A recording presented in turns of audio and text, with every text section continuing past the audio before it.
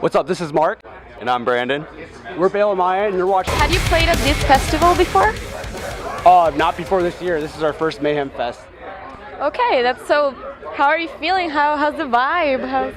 It's honestly probably my favorite tour in America ever.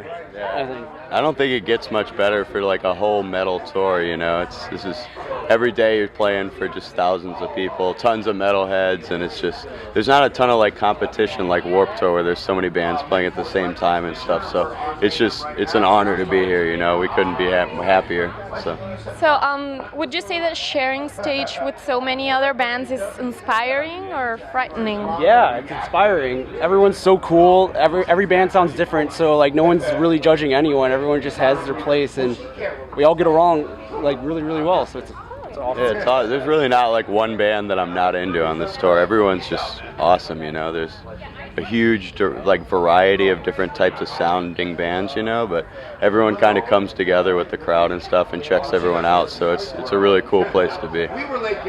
You promised there would be a new album this year. Yeah. And which we are all looking forward to. And Subject Zero left us impatient. But why was there like delay? Yeah. Well, okay. When we put Subject Zero out, we had a whole EP that we were going to put out that year, but due to some complications with the label, we ended up deciding to make it an album.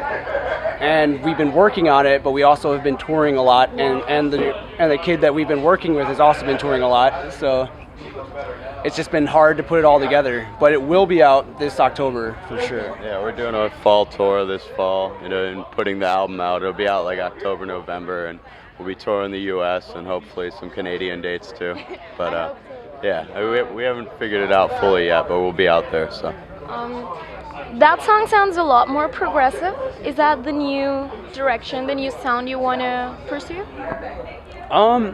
It's hard to say because that's the only song that we have that sounds like that. You know, every song.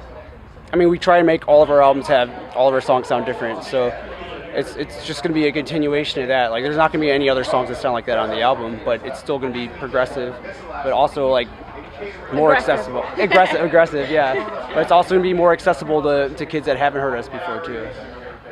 Yeah, I mean, it sounds like Veil of Maya, you know, but it's a little more digestible, so I think people like it. Yeah, I also feel it's like a little more mature, maybe. I don't know. Yeah, I got that feeling. It's a good thing. Yeah. Another thing is that I've always enjoyed the artwork of your albums. So is that something you take part in, or? Yeah, absolutely. Yeah. Okay, that's awesome. Who's your artist? We were working with Cameron Gray on this new album.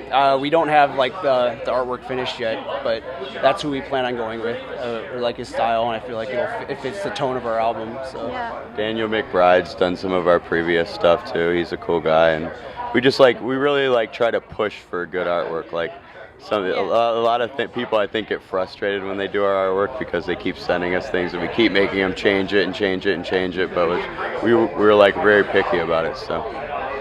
You need to pick something that really represents the band, right? Yeah. And for this new album, we're trying to go with like a real feminine feel, and like I don't know how to explain it. All the songs are kind of inspired by like cool female characters that we have from like video games or movies and things. Like we have Lilu from The Fifth Element, and like Daenerys from Game of Thrones, and then like Subject Zero is about Jack from Mass Effect and stuff. It's like an ode to our female heroes, pretty much. Oh, that's really awesome.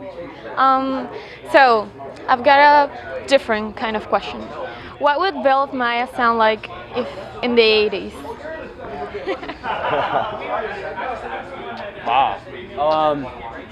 I don't know. I mean, I'd like to say the same, but there's no way that I would have had the influences that I have growing up, like if I was born like in the 70s, you know? Yeah. So it's kind of hard to say, yeah. It's like I'd probably be wearing like spandex and like crazy suits and makeup or something. I don't know. I mean, I don't know how many people were walking around that looked like me in the 80s either. That's a good question too. Yeah, like, well, I'm half black, half Japanese, so like I don't know if that was like a popular thing yet.